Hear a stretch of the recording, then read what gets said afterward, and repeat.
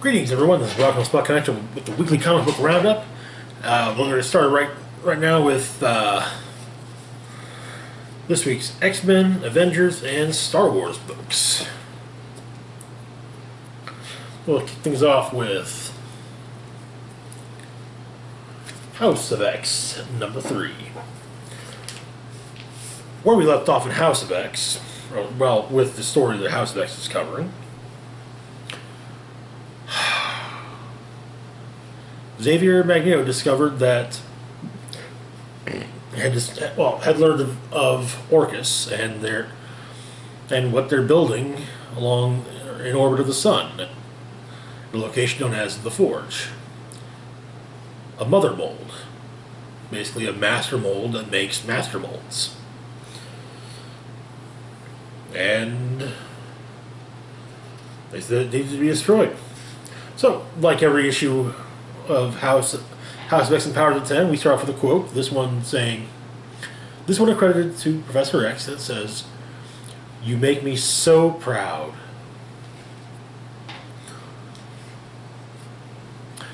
Okay, so we begin on Krakoa.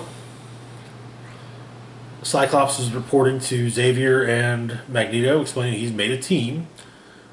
Good mutants who accept the mission for what it is and understand both the stakes and the risk. In fact, they understand and embrace it. And Xavier, applauds the brave face that Cyclops is wearing, despite the fear in his mind. And then, as before Scott leaves to join his team, Xavier tells him that he makes him proud. Also, that Scott won't die because Xavier won't allow it. Magneto then chimes in, explaining that only the righteous can never, for the righteous can never truly die. They live on, transformed into something immortal by their mighty works. For you to die, you would have to be forgotten, and no one forgets the founder of a nation. So, Scott steps through a portal to apparently a hangar, and we see the strike team that he's assembled. Wolverine, Mystique, Nightcrawler, Marvel Girl, M, Monet St. Croix, Archangel, and I'm not sure, but I think the other member of the strike team is Husk.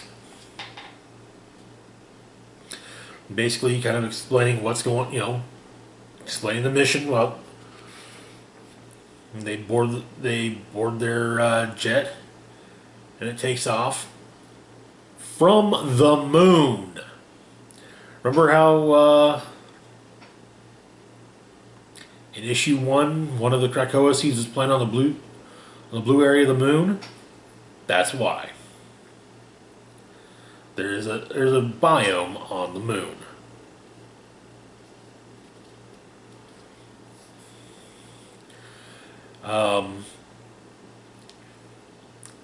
Marvel Girl has has some reservations about the human crew of the station. Cyclops explains that the mission is to stop the mother mold no matter what, but they want to keep the casualties to as close to zero as possible.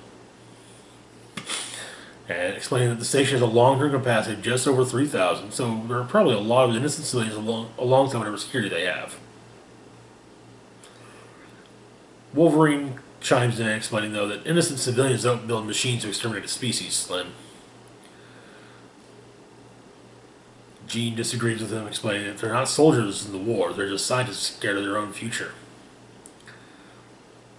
As their ship lifts off, Wolverine adds, "Just scientists, huh?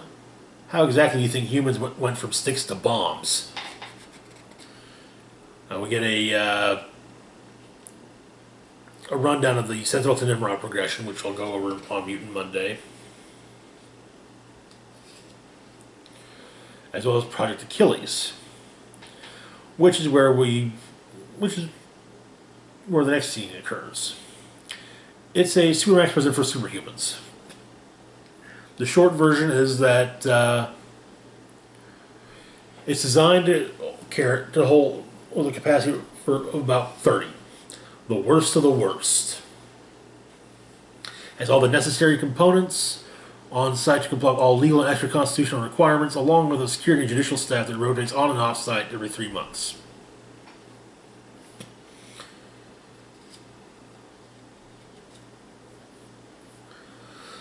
Well, Attorney General, a case is being brought before, in supervillain processing. A case is being brought before brought before a judge. Sabretooth. And well, just a quick rundown what all Sabretooth is being charged with: felony breaking and entering, felony assault, felony theft, 2 counts of manslaughter, and she also says that if she could add it, bad manners. His public defender motion files a motion to dismiss based on the fact that his client was an unwilling accomplice, had no idea what his companion's intents were. So they've got the wrong man.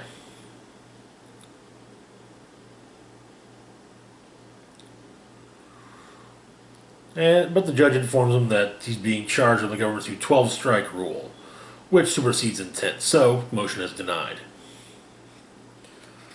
Sabretooth pleads guilty, as he definitely has bad manners.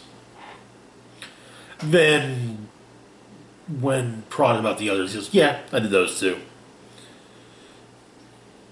That won't matter, because no place built can hold him. And it's not like he's going to let them judge him anyway. And he smells jasmine on the air.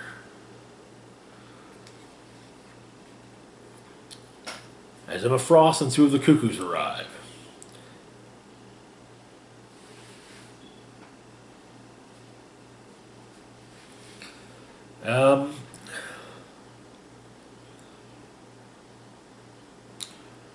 She explains that in anticipation of Krakoa being a sovereign nation, all Krakoans on United States soil, natural born or otherwise, enjoy the privilege of diplomatic immunity, a recent gift from the State Department.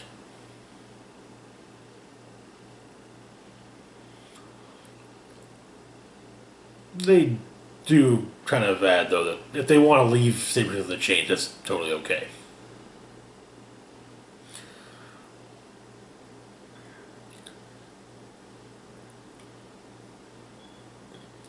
There's some argument as to whether or not this case is actually going to be thrown out or not, but yeah, in the end, yeah. Charges are dropped. Sabretooth leaves with the Cuckoos and Emma. And Emma explains to everyone present it's a brave new world and they best get used to it. Amongst the things brought up is that mutants will not be judged by human judges. And next we have how the Omega cycle works when it comes to Omega Sentinels, which again we'll go into on Mutant Monday. Now, at the Forge, Dr. Gregor and Omega Sentinel are discussing things, and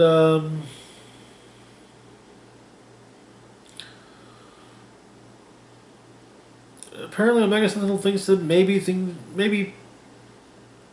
going the way they are is a bit of a mistake.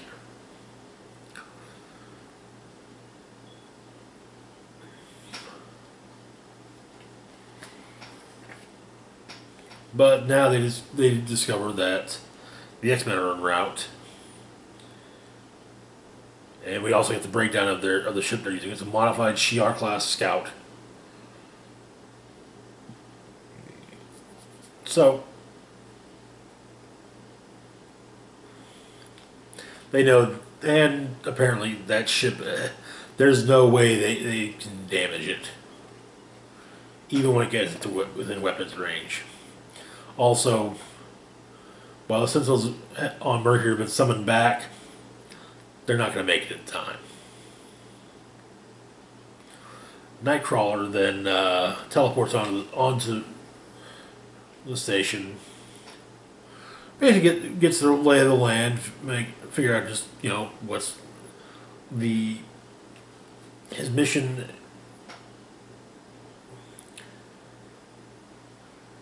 His mission is to make sure that they can access the mother and injection collars up the locations they're supposed to be at. He confirms that yes, they can, and also says a brief hello to Karima before leaving.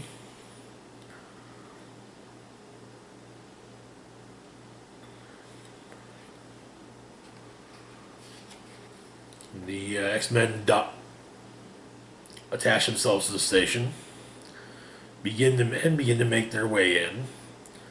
But Erasmus, Dr. Gregor's lover, disassembles his energy rifle and turns it into a bomb, which he then uses. To commit suicide and, for most of the things, blow up the X-Men's ship. The issue ends with a quote, with one line of Magneto's from earlier in the issue. For you to die, you would have to be forgotten, and and no one forgets a founder of a nation. And that is where the issue ends. I think it's supposed to be Husk that is with them, but I'm not certain. So it's either Husk, or I don't think it's Hope because she's blonde, and well, Hope's a redhead. So it might be one of the Cuckoos, though. They've got a telepath already on the team, so we'll see when they actually mention who she is. Moving on to Avengers number 23, which I already debagged before. Yeah, where we left off with the Avengers, they were planning to they were starting an exorcism on Ghost Rider's Hellcharger, with some assistance from Damien Hellstrom. However, in the middle of things, Ghost Rider and his Charger vanished. And they appeared in Hell, where Johnny Blaze, the King of Hell himself, was waiting, and challenged Robbie, the current Ghost Rider, to a race. So, also of note, Wakandan scientists had discovered a cave in the aftermath of the War of the Realms. And in the cave was an Iron Man helmet, as well as a human skull. Hulk, Thor, and Iron Man were called about this, so weren't present at the beginning of the exorcism. So we begin in an Avengers Mansion in the Circulator, where they teleport, where they arrive when they teleport. And Thor's having second thoughts about having left Iron Man where they did.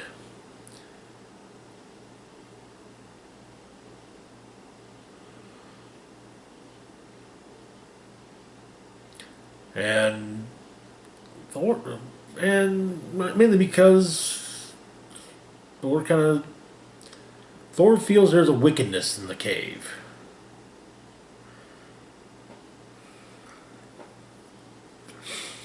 However, soon after they arrive, they come across Captain America, who is wearing a hazmat suit with oh god, this is what I get for letting myself get so behind on Supernatural. But oh, it's actually one of the it's a symbol utilized often on the on Supernatural.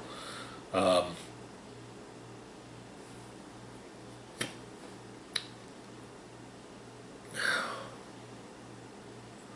Basically, it's to keep someone from being possessed by a demon. Now, Damien Hellstrom, their exorcist, is hovering outside Avengers Mountain, and as apparently the mountain itself is possessed, and it appears to be weeping blood.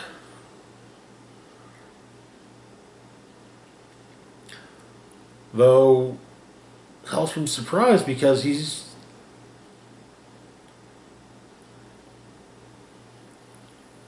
doesn't reek of any demon or nether spawn he's ever encountered. And he claims to have encountered them all. Inside, the armory suddenly comes. All of the iron armors in the armory come to life, as well as the weapons. They're all holding weapons, and Blade, Black Panther, and Captain Marvel are fighting them. During the fight, Blade lets boy thing go and or tell him to go somewhere where safe. In Hell, the history of the writers is being explained, which just start from the beginning. There's always been a writer, just like there have always been sinners in need of writing down, and the Ghost Riders do love to dish out penance, almost as much as they love a good race. The first Ghost Rider challenge was in prehistoric times, back when the spirit of vengeance rode a flaming mammoth. There was only one rider around then, but that old caveman ghostie still found somebody to race. Noble Kale, the Puritan rider, once raced across the colonies against Chief Hellhawk, the Lakota ghost dancer, for the soul of the New World. Near as anybody can tell, they both lost. And then you got the Brothers of Vengeance, Blaze and Ketch. We've always been racing. It's in our blood, along with the Hellfire. Turns out that Robbie just got out of his charger and been sitting around doing nothing. Well, figuring, hey, if Blaze wins the race, and I lose, well, maybe I can get this damn demon off my soul. But yeah, Blaze's like, no, you're actually going to have to race, pal.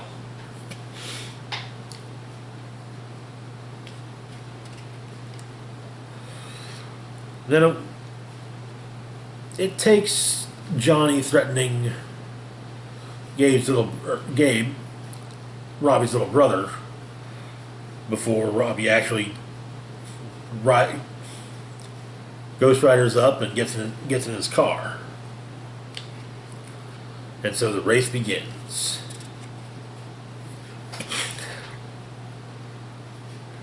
Back at Avengers Mountain, Hellstrom's having a lot of trouble trying to figure out just what has possessed the mountain.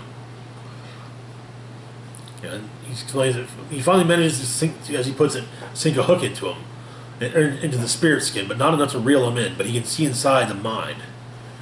And he says that he's seen death, heaping mounds of bodies. Whoever he is, he may very well be the finest mass murderer the world has ever known. But he's not exactly of this. But he's not of this time. Not exactly. He was pulled into hell by King Blaze, but before that, he served and he's cut off. And he's he's taking control of the entire mountain and it starts to move. Now keep in mind, stationary. When it's stationary, it works just fine as a base. When it's moving, not so much. However, Boy Thing manages to calm it down and get the demon out of it. However, it does arrive to right in front of Hulk and Thor, and the demon is revealed to be none other than, well, the demon stands somewhat revealed. In Hell, the race continues with Blaze actually thinking that the kid's good, especially with the fact that he doesn't know half of what that crazy Carvis can do. But, well, Blaze explains why you should never, shows why you should never race against the King of Hell. The King of Hell is going to cheat. And cannons fire bits and pieces of corpses at him. But Robbie spins out and is then faced with the souls of all the previous riders, who explain to him the rules. You race or you die. You feel the tires in your last breath if you got it. Grease the axle with your marrow. You open a vein until the gas tank's overflowing and there's blood gushing out your blower. That's the Ghost Rider way. That's the only way that Robbie's going to beat Johnny Blaze. Back on Avengers Mountain, though, the demon possessing the mountain grabs Thor, swings him like a hammer, while Thor was holding the hammer.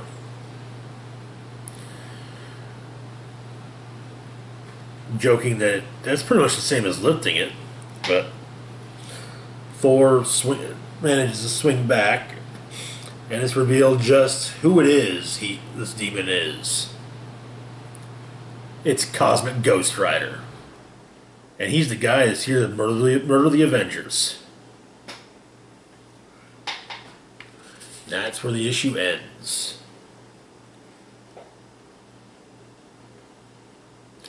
Not gonna lie, I'm actually really looking forward to seeing Cosmic Ghost Rider actually fight the Avengers. So, yeah.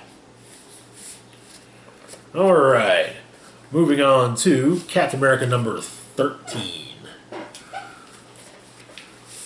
Where we left off, the Daughters of Liberty had freed Captain America from prison and captured the prison's warden, Baron von Strucker. And it was suggested that Captain America, that Steve maybe take a break from the Captain America costume. Maybe just go out as Steve Rogers.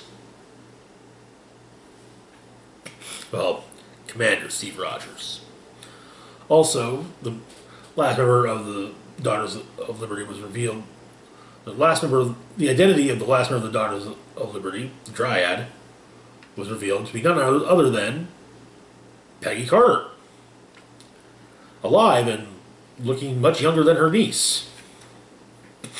So we begin with the Dryad going over the data files from von Strucker's mind mapping, while Cap narrates what's going on. The first mandate of any government is to protect its citizens. Hydra's recent world conquest mocked this mandate. More, the corruption of Captain America mocked the very ideals that he long stood for. Freedom, democracy, and self-governance. The stain of that mockery shall remain, no matter Hydra's defeat. And it will do the heroes no good to point out that this was all a Hydra plot or the side effects of some cosmic cube. America has always been a land prone to conspiracies, so that some may suspect that Hydra's fall is but a cover for the shocking crimes of Steve Rogers, a man too big to jail. Certain media may even be influenced to propagate these theories. American news outlets pride themselves on telling both sides and eschew truth-telling in such a world without in such a and eschew truth-telling in such a world without truth, without certainty. The need for order, for gravity and certainty, shall allow the rise of certain powers. Thus, the power elite. Our great advantage is a mutual understanding with the people of America. The power elite knows that freedom is but another word for chaos, and we know that this is not merely an American insight, but a human one. America is an experiment gone wrong, a young, upstart nation pledging itself to a creed of freedom, a creed the country itself only rarely upholds. While reading this, Peggy is texted by Sharon, and the two go back and forth, speaking in code in case their texts are being monitored. But someone's come for the Dryad. Back with Sharon. Turns out they've got a mission for Steve. Steve and White Tiger are going to go and basically do a PR mission. I mean, it's a PR mission where they're going to be punching people in the face, but yeah.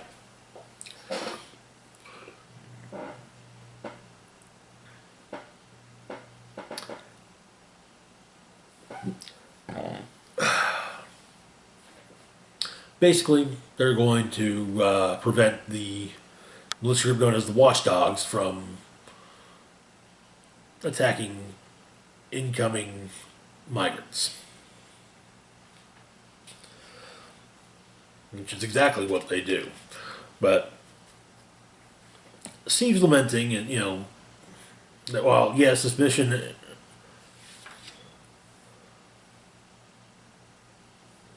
isn't his way of doing things. But then he starts thinking, what is his way? Was it ever as simple as he remembered? Was it him and Bucky versus Hitler and Zemo? Or was it a Jim Crow army making common cause with Stalin? He doesn't know he's not sure. And him and White Tiger do what they can to help the migrants, though some of them are taken. Tony Ho and Sharon Carter follow the watchdogs who escape, but the escaped ones, not just the members, but the choppers they're in, vanish.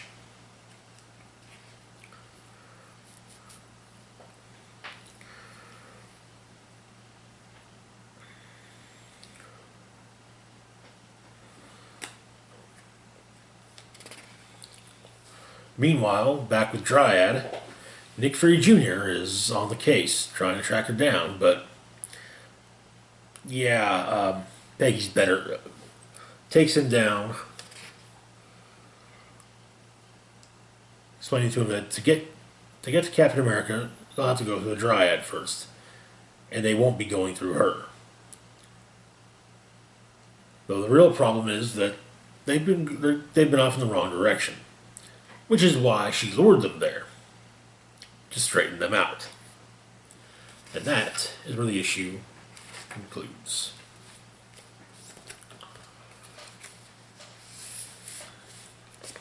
And next up, we've got Star Wars Age of Resistance, Poe Dameron. Finally.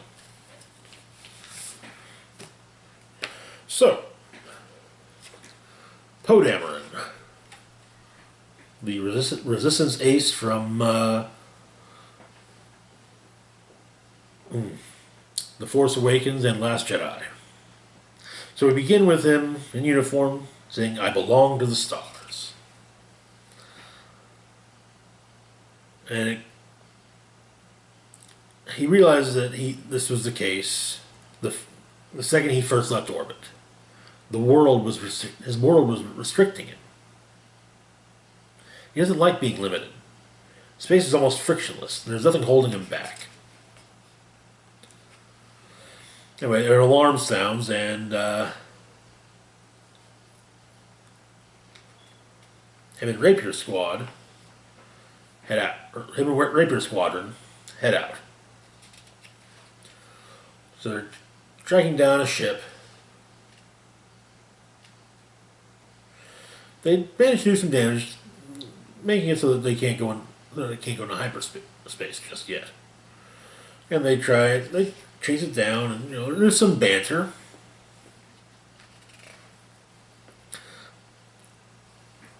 But the ship makes its way into the Lost Souls asteroid field, and Poe tells his squadron to pull up and not go in, but he follows. Apparently, the asteroid field itself really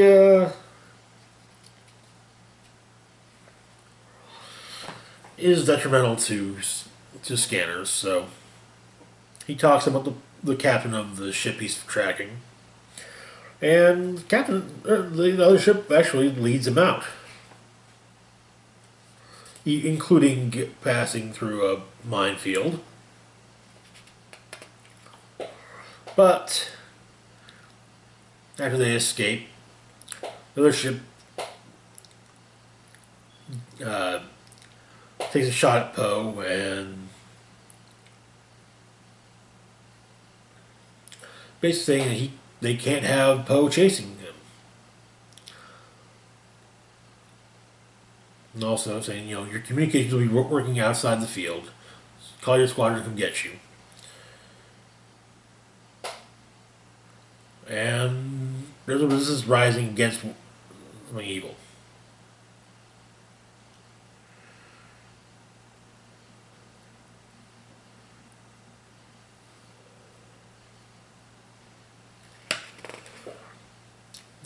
Before the ship leaves, we, the readers, discover that the commander of the ship is none other than Vice Admiral Holdo, and the planet, or the pilot, is Need None. And that is where the issue concludes. I don't know why I looked at this, but...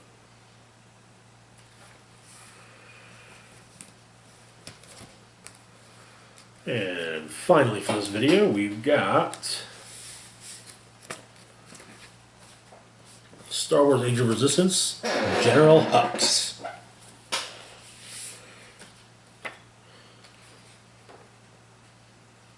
A quick rundown of General Hux. Ruthless General Armitage Hux is one of the First Order's most dangerous and trusted leaders, third only to Kylo Ren and the Supreme Leader himself. What made Hux the man he is today? Ambition? Or something far more sinister? We begin the flashback years ago when Hux was about a child.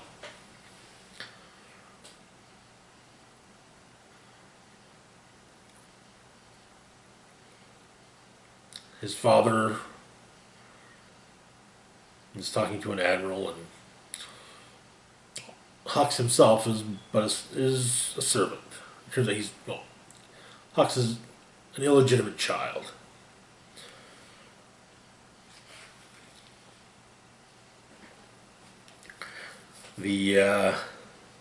His father, he lets some glasses spill, and the admiral he's serving says, be ashamed to waste all of it by cleaning it. Perhaps the boy should lick it up. And he's about to begin to do so, and his father yanks him back up. And we then come to the present. Kylo Ren is trying to wake Hux after an explosion on a shuttle. Apparently the hyperdrive shut down, and the engines are failing, and they're dead in space. All systems, in fact, are out.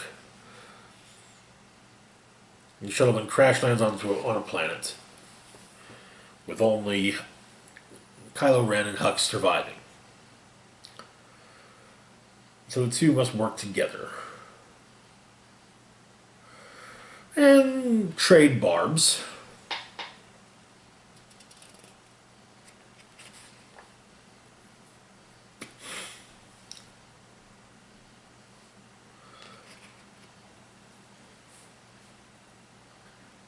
which includes Ren threatening to kill Hux.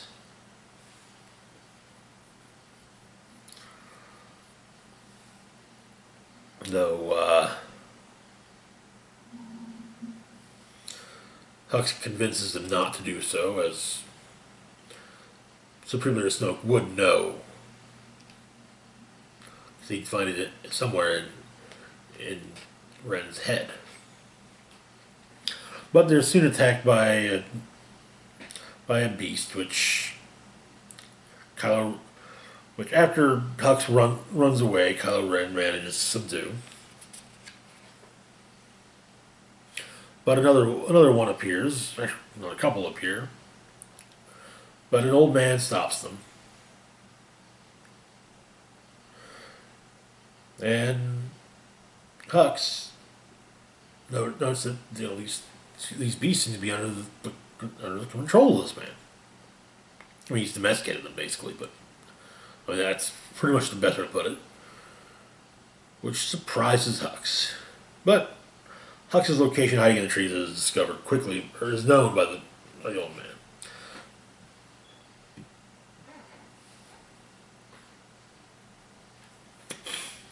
Turns out that he's man from Alderaan. He was, in fact, he was part of the Palace Guard. But he was off planet when Alderaan was destroyed. Man identifies himself as being Bilsma. As Hux tells him, the war is over. The Empire fell.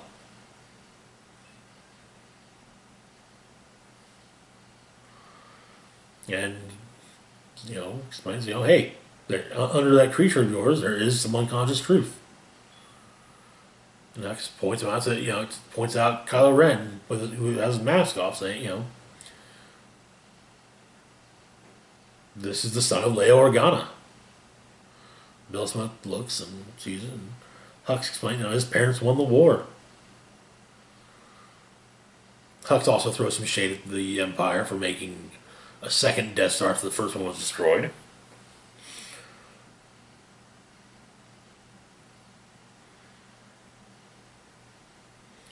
Bilsma asks if Kylo Ren is like Leia, and Hux says that he is. He denies it, but he's very much like her.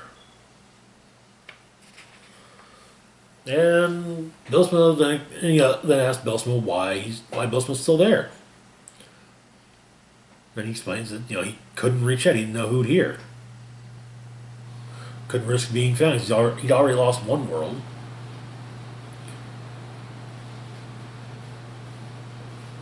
And so Hux convinces Bilsma to call out.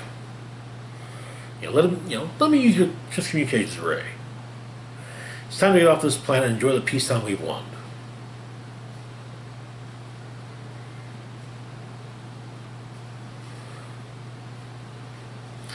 And then First Order shuttle arrives, and Captain Phasma and a squad of stormtroopers promptly kill Bilsma's Norwoods and leave him on the planet. Hux then asks for a list of every personnel who had access to the sabotage shuttle. And so back at Starkiller Base, when it was under construction, Kylo Ren and Hux speak with Snoke, and Hux explains this was a military. This was an attack against him, so he will deal with it. Also, it will be less messy. Once Hux leaves, Kylo Ren says that Hux is not to be trusted. He wants to take Snoke's place. He wants to kill Snoke. Snoke simply says he wants to kill a lot of people. I don't take it personally. And so, the Admiral from the beginning is found and executed by Hux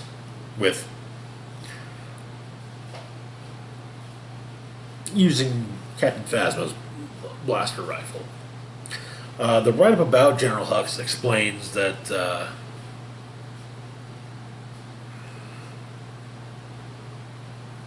he got Phasma to kill. He and Phasma worked together to kill Hux's father.